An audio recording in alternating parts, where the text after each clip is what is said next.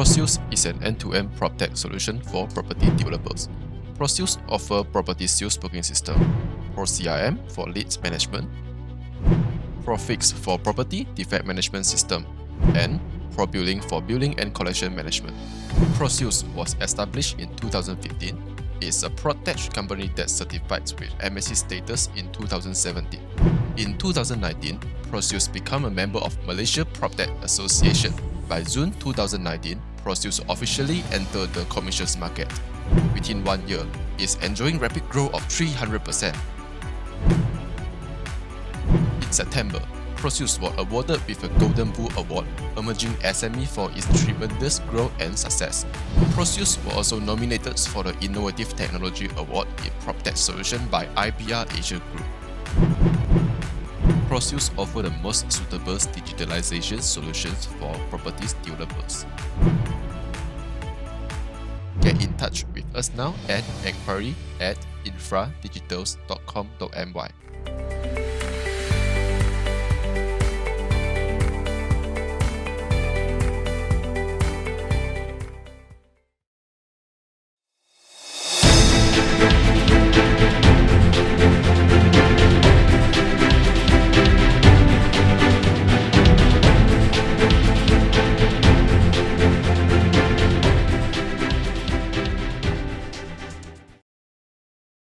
Good afternoon, everyone, and welcome to the season 2 of the Malaysian Property Talk Show Series 2021. Okay, I'm Chua, actually your host and also the moderator for today.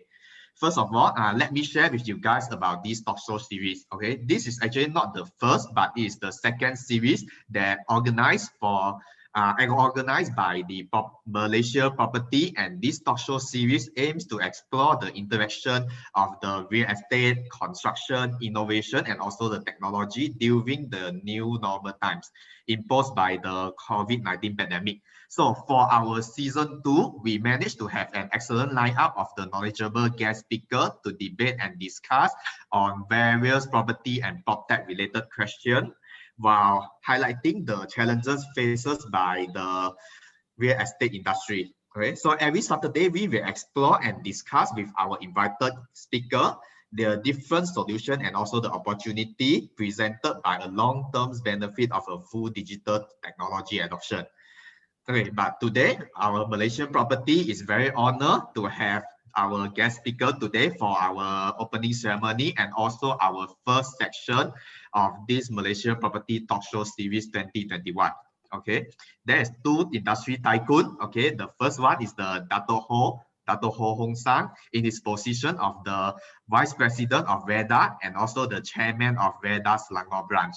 Okay, the second is the Dato' Sim Kiang Chok, in his position of Vice President of SHEDA and Chairman of SHEDA Kuching branch. Okay, so without further ado, let us begin our opening ceremony now. Okay.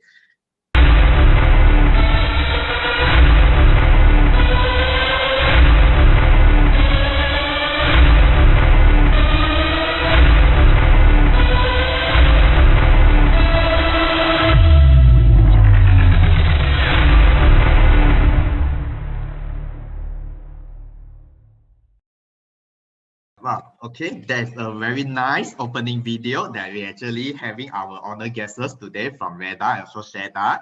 Okay, so before we start our topic today, let me remind of all the public that there is a total of 100 prizes inclusive of the iPhone 12 Pro Max, the Smart TV, and also the HP laptop to be given away to the winner of our extravaganza quiz later. So in order for you all to be able to win these prizes, all you need to do is actually like the Malaysian Property and also the Big 2 Bazaar Facebook page, and then share this talk show on Facebook, and then answer the simple question that will be asked at the end of each episode. Okay, the reply has to be sent via the WhatsApp together with your full name, your Facebook name, and also your email address. Okay, the fastest of you in sending a message with the correct answer will be the winner, and then the winner will be to be announced on Malaysian Property Facebook on the following Monday. Okay, so without further ado, let us go into our topic today. Okay, for today, our opening session, we have prepared a very interesting topic as our opening, which is the Malaysia property industry challenges and also the opportunities in 2021 and beyond. Okay, last year has been a very tough year for almost all of the real estate and also the property sector. According to the analytics from the NEPICS, the volume of the Malaysia property market transaction in 2020 has decreased 27.9% compared with the previous year. While most of the property expert and consultant towards the end of 2020 were forecasting a light recovery during 2021, which is this year. And in January, the Malaysian government has reinforced the MCO again, hoping to halt and or at least reduce the spread of the COVID-19 pandemic in our country. Unfortunately, this decision has hit the property sector very hard again, and there will be no more offline activities such as the property expo. There will be no more new project launching, and even the sales gallery are not allowed to operate during the MCO 2.0. So there will be plenty of the challenges that this pandemic has posed to all the layers of our economy, from the renewal and recovery strategy of the economy to unemployment and even a widespread uncertainty within all Malaysians. Okay, talking about the properties, what might be the changes in the market trend and how the rise of the PropTech property technology might be helping accelerating a possible recovery in 2021 and much more. Okay, then to reply to all these pressing questions today, we are very honored to have with us as our panel guest speaker today, Dato' Ho Hong Sang, the Vice President of the REDA and Chairman of REDA Selangor, and also the Dato' Sim Kiang Cheok, the Vice President of SHEDA and Chairman of SHEDA Kuching Branch, okay, to share their ideas and insight towards this year challenges and also the opportunities. Okay, so let us begin with the first question. Okay, this question actually I'm going to ask the Dato' Ho. Okay, the pandemic has badly affected the Malaysian economy, causing uncertainty on the future. There will be a higher unemployment and loss of the income. And how badly of these factors are and will it impact the property market? Or maybe due to these causes, will the rental or the secondary market be the future market trend? Yeah, Dato' Ho. Thank you, Property. Thank you, Mrs. Chua, for having me today in this platform. Yeah, as what you have mentioned just now, the year 2020 started off was okay. The first 2 months of the year, then we have a Chinese New Year, and the sales was showing some signs of recovery compared to the year 2019. Then, without any so-called preparation for something very serious going to happen, then the government imposed the MCO starting from 18th of March 2020. Now that period was very difficult because everything's not to be moving. Many developers feedback to us, hey, what should we do? Our sales gallery could not be open, construction cannot proceed as planned. And what are we going to do? And also concurrently, we also realized a few things were happening there. First of all, the bank, financing getting very tough. People couldn't afford to buy properties 600 to 700,000 or even above 500,000 is difficult. You could see transaction during for that price range difficult. And people have a very low sentiment because they were afraid of the economy. What will happen to the economy if the pandemic continue? Couldn't go out, they couldn't go to work, no income, pay cut, all that. So the economy and the property market was actually very severely affected then. So now during this time, no choice, we have to change. Developers try to do something different, how to reach out to customers, how to reach out to purchaser. Of course, very fortunately, we have some form of a digital means where we can communicate, at least basically through social media, Facebook, WhatsApp, and some developers also managed to quickly do our site having this virtual visit of the showroom and whatnot, and then agents cast a wider net and managed to get to developers. And I was told that certain developers during that time also managed to gather some form of sales, about a few tens of millions, actually not bad. Of course, that was booking. And subsequently, through again, this digital means communicate with the bank and get the bank support, all via virtual means. So that was actually happening during those days. That was the impact on the pandemic in the property sector in Malaysia. Now, as far as rental is concerned, going into the future, certainly rental is always there, and we believe that will continue, especially if buyers notice Maybank is widely publicizing their package called the Maybank House Key, whereby it is more to own package. The purchaser can decide on the option to enter into the lease agreement with Maybank first. Thereafter, after vacant possession, for the first 1 year, they pay rental in lieu of buying. And after 1 year, they can decide to buy or to quit. And they can also continue to rent for the rest of the 4 years. And at the 5th year, upon VP, they can decide. At that time, they have to make an ultimate decision whether to buy or to give up the deal. So it's indirectly is encouraging, because there will be very minimum upfront cost where the purchaser need to come up with an easy ownership. As for the secondary market, it will continue, I believe, because secondary market is for a certain group of people, whereby they find certain place, certain location which they like, and they will buy that area. And bear in mind, secondary market is a different approach, because they need to come up quite a lot of upfront money to pay for the at least a 10% first, and thereafter get a loan depending on their credit position. Whatever amount of the loan that will be decided and there, and this is totally a different approach in the property industry. Yeah. Yeah.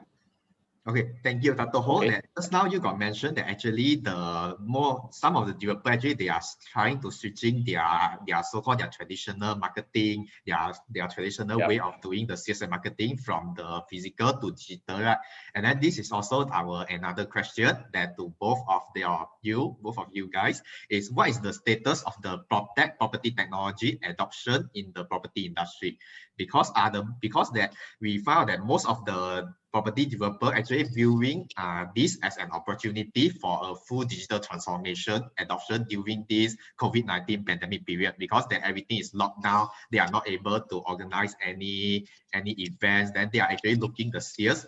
And then this is actually an opportunity for them to actually doing their so-called their in-house digital transformation, to adopt all the property technology in the market and help them to more effectively or more efficiently to manage their sales or looking for the sales. And will you expect that the market to accept a full virtual property buying journey, which that the public will actually buy the property virtually?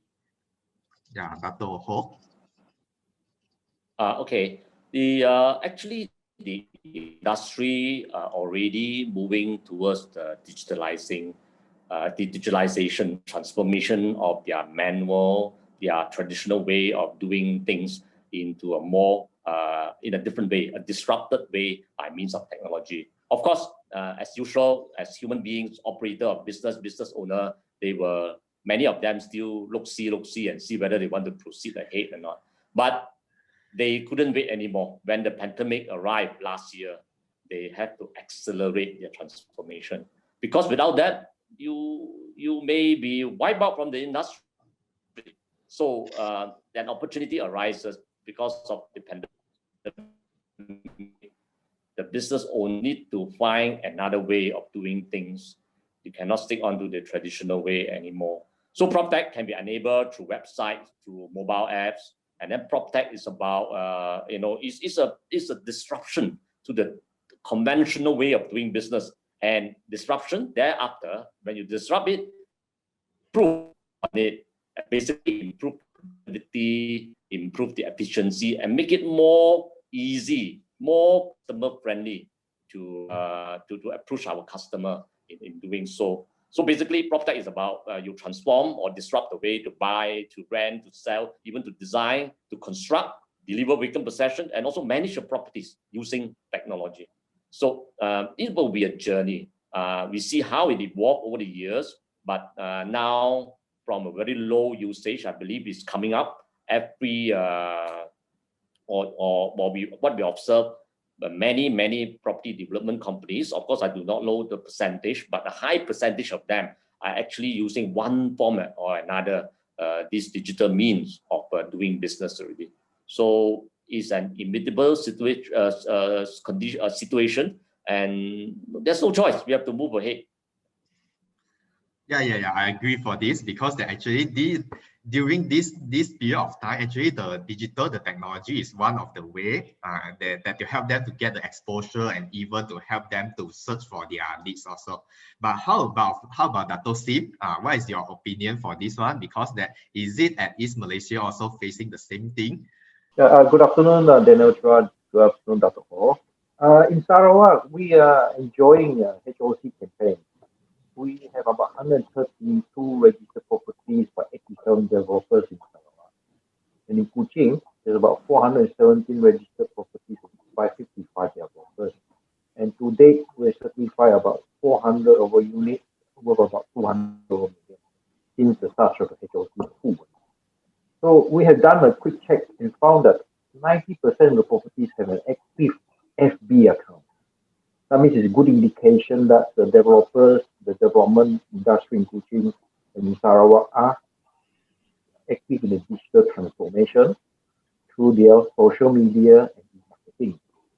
On whether our market will accept a full virtual property buying journey, I believe that the present property buyers will be swayed into buying property that is marketed by digital marketing. Our market will not mind buying a few hundred ringgit over Shopee or Lazada, but to buy once in a lifetime purchase, I think it will take more than digital marketing. They would still like to actually view the properties and visit the location. This is what we get in Sarawak at the moment. Okay, Daniel?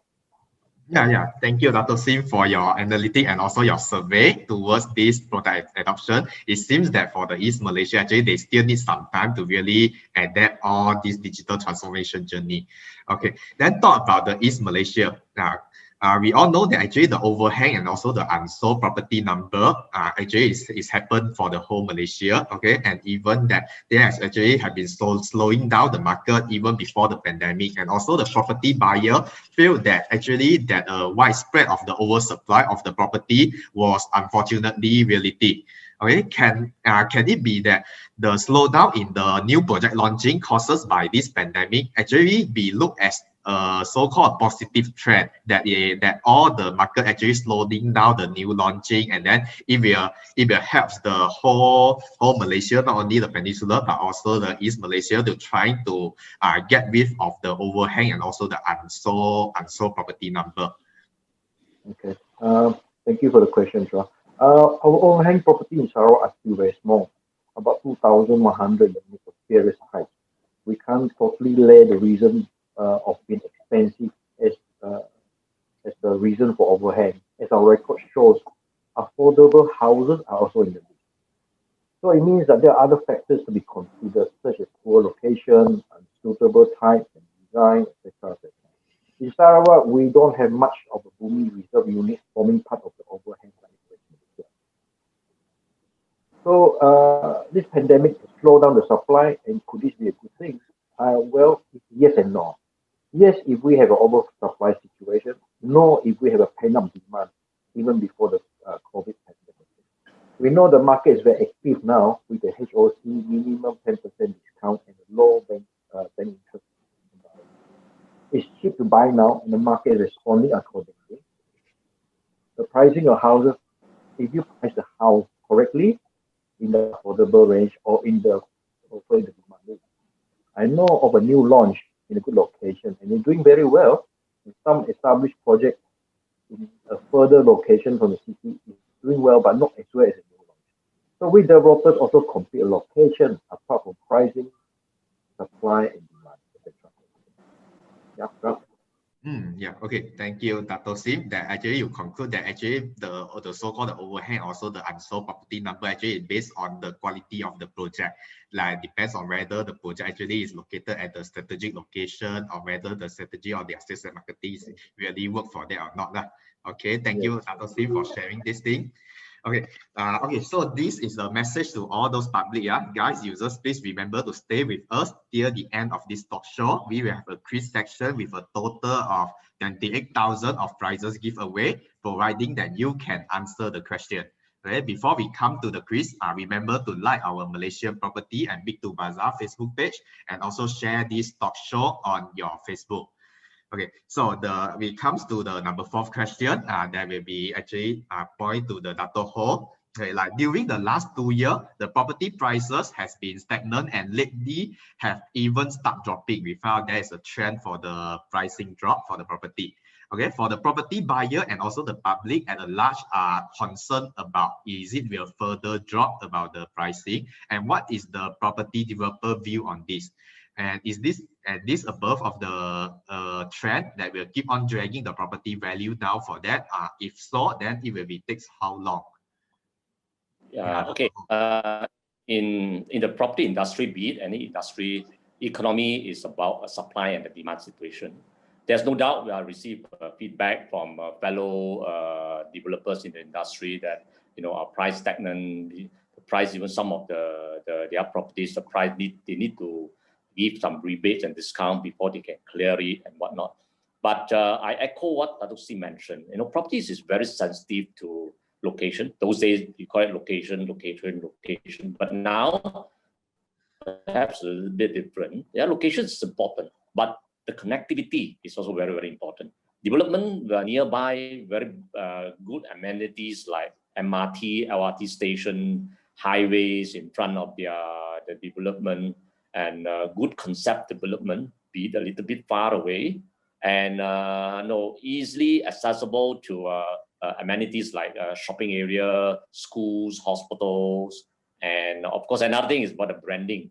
The trustworthiness of the developer also play a very important role in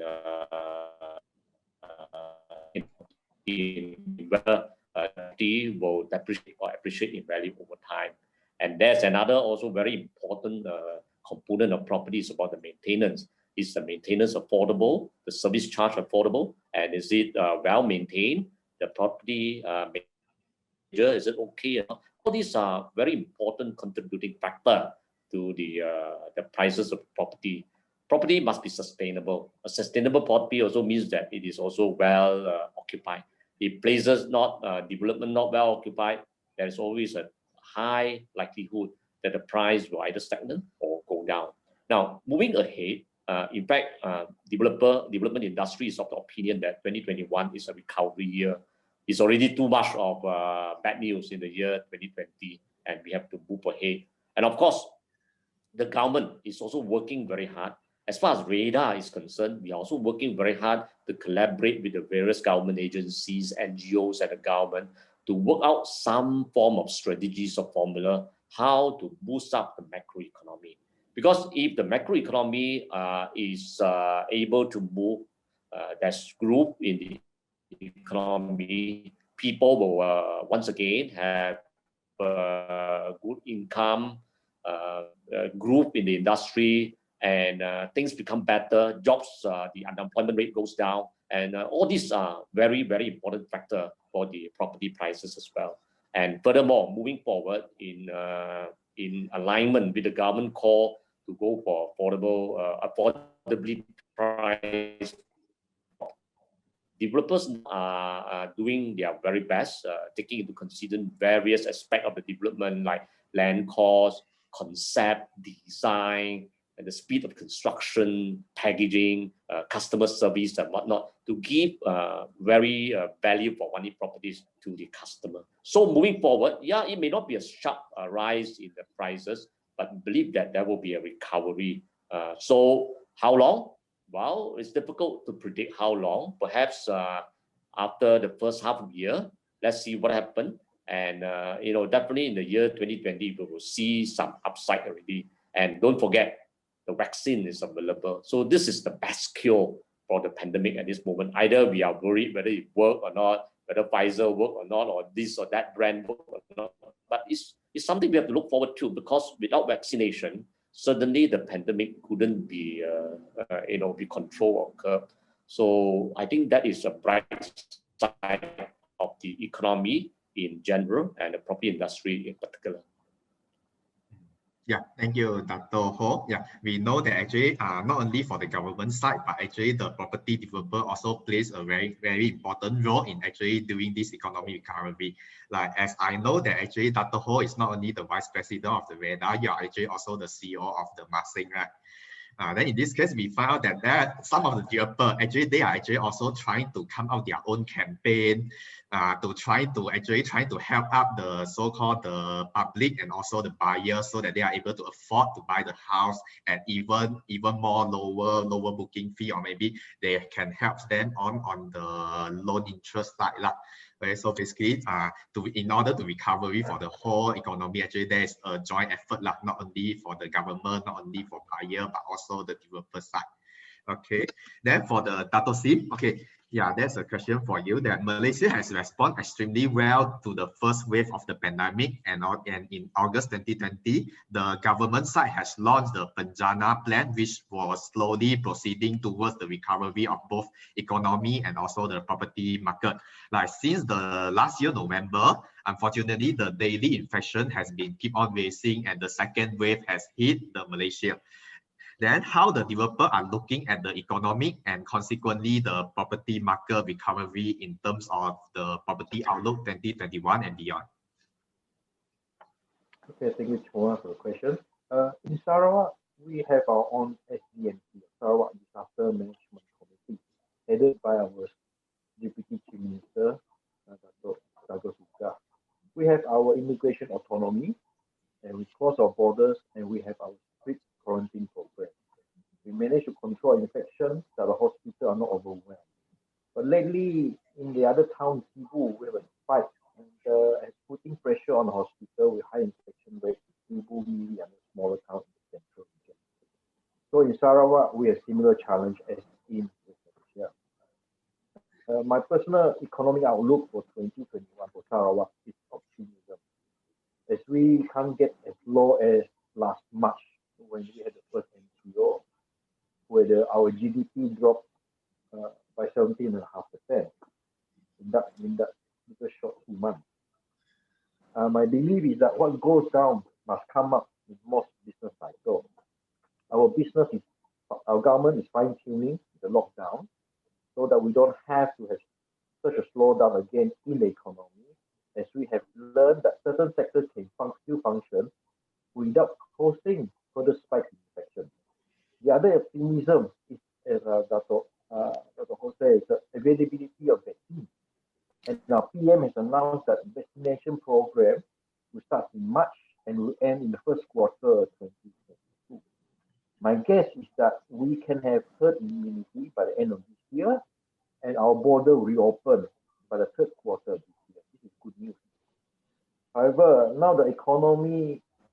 what the economy and the businesses want is a clear, transparent exit plan for a roadmap for us to be guided.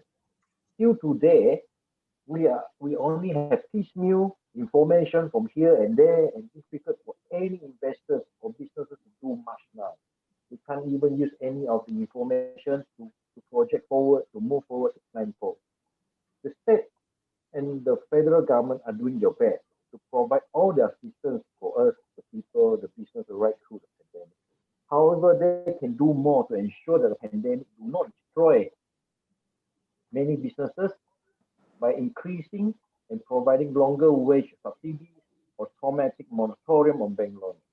This will set the economy with a good exit plan. We can restart our economy in a faster pace than countries that do not shield or assist their businesses. In Sarawak, we have extra income from the sales tax on the petroleum.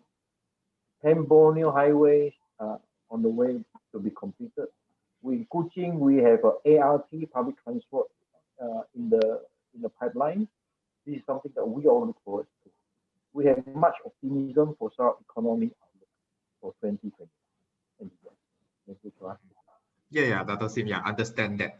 Right, fully understand that, because they I also know that even for the Sarawak side, they actually also trying to, the government side actually also come out the BKSS, right? The Bantuan Khas for the Sarawak to Sayang. And this actually is a very quite good scheme that actually helping up the Sarawakian trying to reduce their burden so that they are able to go through and overcome this pandemic.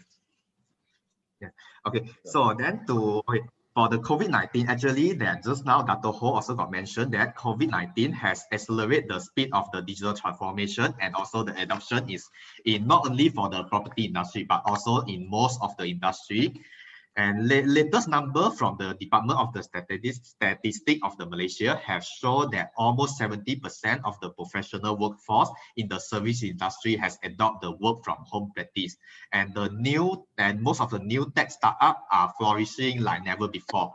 Like property technology, which was already penetrating the market from different angles, like from the pre-development, during the development, or even the post-development, during the delivery, even during the sales part, the sales and marketing, like the social media marketing, and even the sales booking, the VR, AR, all the virtual technology, and the building and community management, and even the rental side, and much more. And all these things actually is accelerating, and the launch of the pain points to solve the problem that facing by most of the property industry. And it looks like the PropTech is actually reshaping and redefine the property industry from its root. Like in both of your view, how the PropTech future of the property industry might be looking like in the forthcoming short and medium terms of the time. Yeah, Dr. Ho. Okay, thank you, Chua. So once again, this PropTech is something which is very, very positive and being accelerated because of the pandemic, because of this COVID-19 pandemic. Actually, COVID-19 had ravaged the economy, gave us a lot of hard time. But one thing he has done good is to move us, to ask us, force us to transform into a digitalized world. Otherwise, many people will take their own sweet time to take their in their own pace to do this transformation.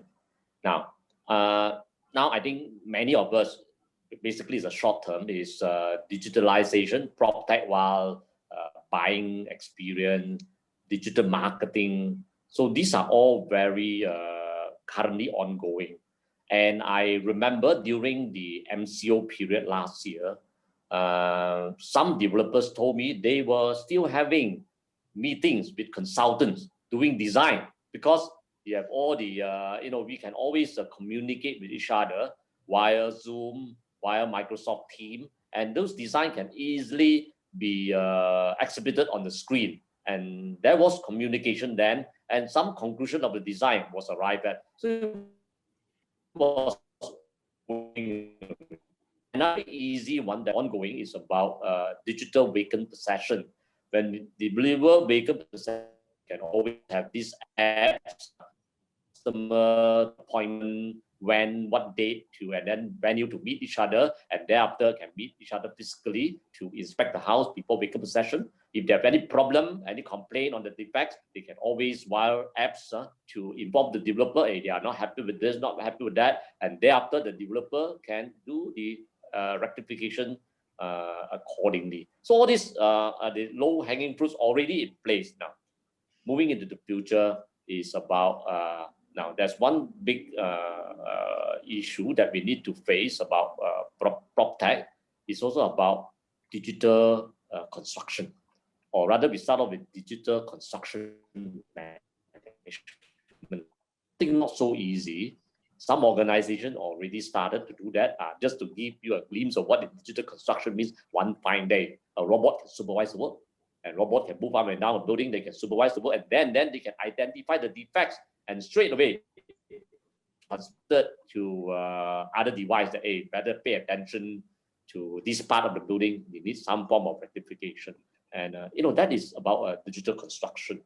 And also moving forward, maintenance. Maintenance, certain parts of the building, you may not know when this pipe is going to clog, that cable is going to snap, And those blind corners of the building, when are you going to manage them or maintain them? So through apps, through this PropTech devices, they are able even to inspect areas. The most remote area of the building can be inspected, perhaps via drones or via some form of sensors. This is the future, the medium term to the long term, whereby by then, by right, the whole ecosystem of the PropTech can be considered acceptable. Of course, with the advancement of technologies and ideas, we can do much more things in the future that yet to be seen. Yeah, thank you, Dr. Ho, that you're sharing. That even actually just now you got mentioned about like during the VP, the record possession, the defect management auditing. Actually, we find out that one of the things is we always have a lot of the so-called the physical contact. Even during this pandemic period, the VP actually is one of the hardest thing for the property developer to deliver their project to the homeowner.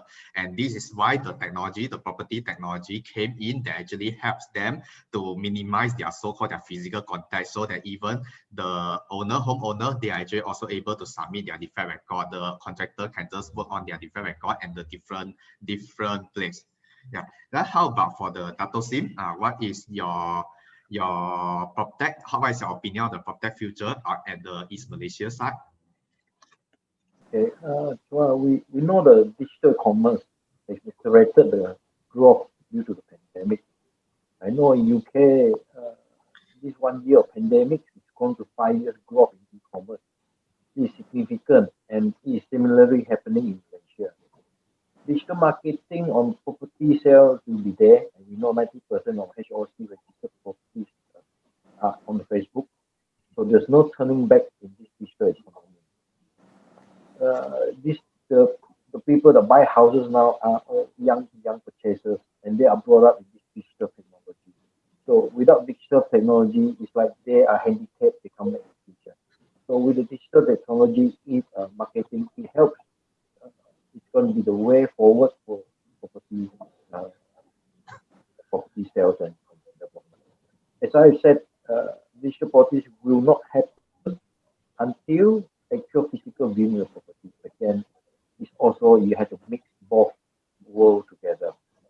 So, however, some projects supporting products and services still can be done, not marketing, but can complete the sales digitally. There are lots of things that you actually can look into the property technologies. There's a lot of things that you can purchase directly through the digital e-commerce, and you do not actually have to view it. Nowadays, this is how the direction that we are moving. Thank you, Josh. Yeah, okay. Thank you, Dr. Sim, about your opinion.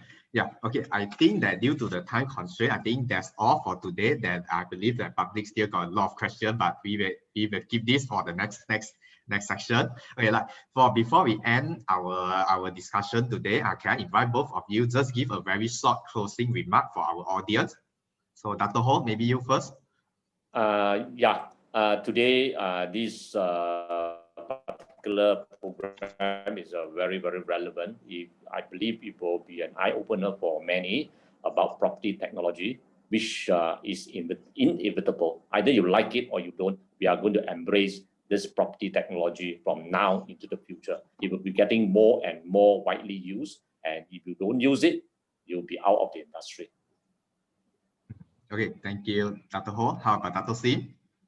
Yes, I agree with Dr. Ho that this is the way forward. Everybody's moving into that direction. There will be less physical contact. There will be more visual interaction.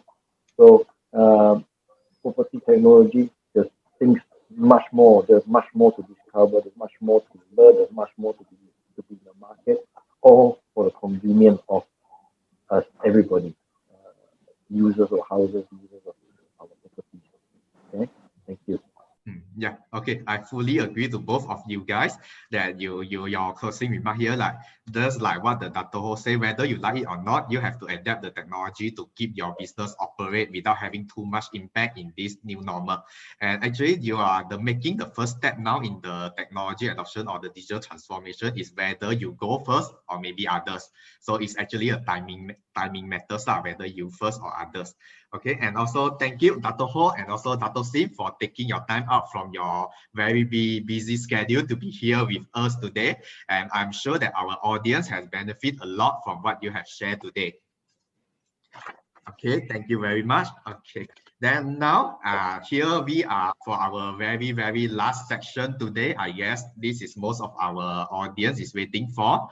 Okay, this is our talk show quiz section, which is highly sponsored by the Big 2 Bazaar.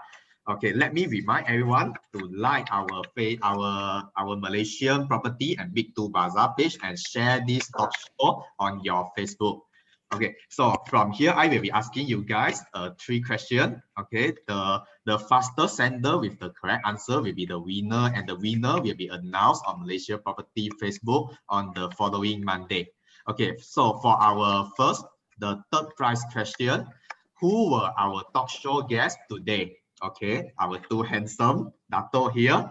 Who is them? Okay, please write down your answer and then WhatsApp to us so that you guys will be the winner. Okay, so this is our question. Let me repeat again. Who were our talk show guests today? Okay. Yeah, okay, then this is our first question. Okay, the second question, which is our second prize question. Okay, during which year did we start the Malaysian Property Talk Show?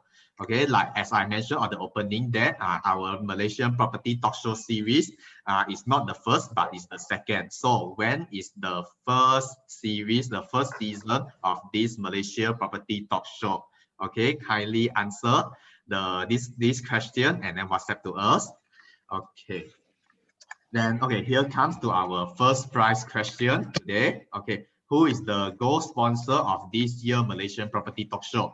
Okay, our gold sponsor today is actually the sponsor that actually sponsor all these, the iPhone 12 Pro Max, the smart TV, and also the HP laptop that for you guys to win.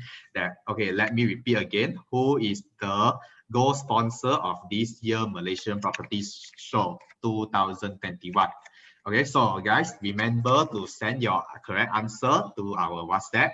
Then the fastest sender will be the correct answer, will be the winner, and winner to be announced on Malaysian Property Facebook on the following Monday. Okay, guys, let me remind you guys again, like remember to like our Malaysian Property and Big 2 Bazaar Facebook page and share this talk show on the Facebook. Okay, a very huge thank to all of you guys, including the public and even the 2 Dato here for being online with us today. So stay safe and see you guys virtually again on next Saturday, February 6th at 3 p.m. Bye.